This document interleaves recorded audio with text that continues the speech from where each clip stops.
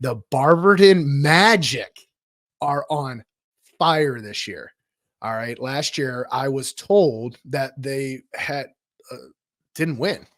I think it was like 0-23. And this year is very much not the case. They are off to a 9-1 start.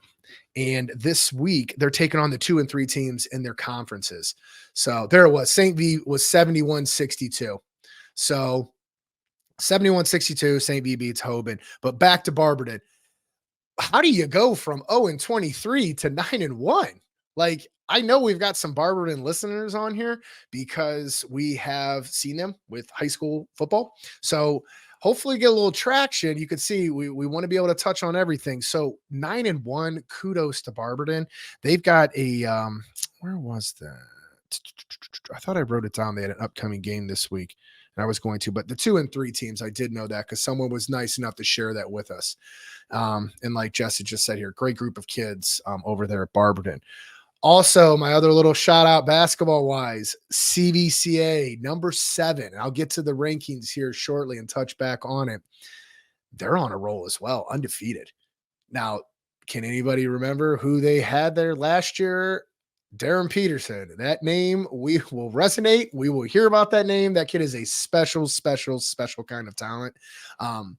I've had the opportunity to see him play in grade school when he was down there playing for it was Glen Oak and McKinley. But anyways, through the Federal League, he was down there. Gone. Okay, he has since moved on. So just like anything, if you could go back in the days of when LeBron was at St. V, if LeBron left, St. V's over. It's done. It's a thing of the past. Not the case with the Royals. Undefeated, rolling, and picking up and really playing as a team right now. They've had some very, very big wins this year, and they're kind of rolling through. I believe this is their last year playing in the Pac-7. I think that they are going to the Crown Conference next year.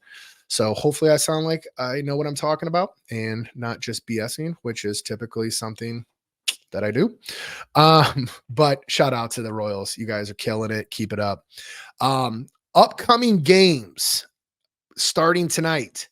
Coventry 6-4 going out to take on Rootstown 2-7. I may have that wrong. I'm not sure if they were traveling there. When I was looking up everything, it was a little tough to tell who was home and away, but nevertheless, these teams are taking on each other tonight. I thought another notable one, Jackson McKinley 7-3, 6-2. McKinley had a win over Green. It was, I live out in Green. I saw a few still shots.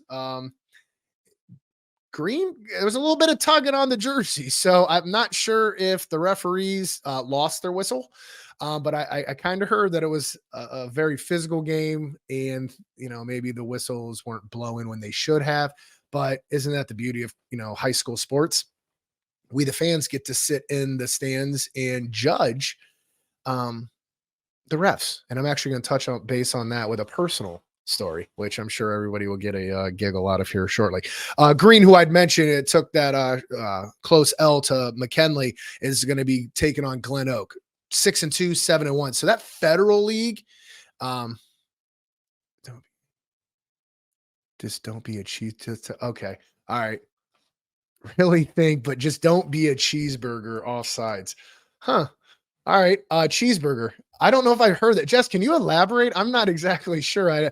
I feel like I ordered a value meal or something. What a cheeseburger? Explain that. This could be going right over the limited amount of hair that I have over here, right over my head. So yeah, Green taking on Glen Oak. That Federal League, it's some tight standings there. I mean, there's some very impressive standings. Medina, who I saw play last week against Walsh, 4-4, taking on Strongsville, 9-1. I thought that was a very interesting game. Manchester, during football season, had the wins didn't stack up in that column. Basketball, not the case. 5-4 going to take on Tuslaw. So Manchester definitely looking to pick up another win. Over to the City Series, Garfield Rams, 6-3. That's a nice record right now. They'll be taking on Ellett 3-7. Bookdole, usually the heavy favorite, defending state champs, 6-2, taking on 1-11 Firestone. So maybe it's something to Firestone to get it rolling, or Bookdole to stay on track and continue to kind of show their dominance within the city series. Northwest 8-2. I thought this was very interesting, and Jess had actually just mentioned this a little bit before. Huge game, 9-0, 8-2. Northwest has I like Northwest. I think this is a good test for CVCA.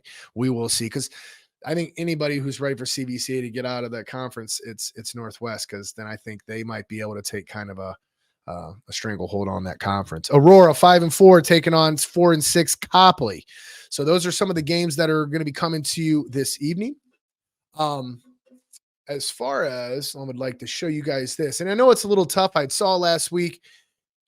Oh, you have to look up on the offsides page. It's a page dedicated to people who act like complete idiots at high school games and yell at the refs. I totally should be on this. I'm going to come back to that. Like I said, personal question and my experience this past week. But these are some of the rankings that I had picked up and saw.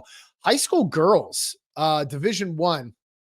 Nobody really from like right around the 330.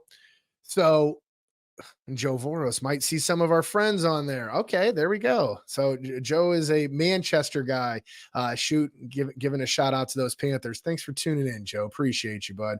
Hopefully you're enjoying listening to me talk nonsense.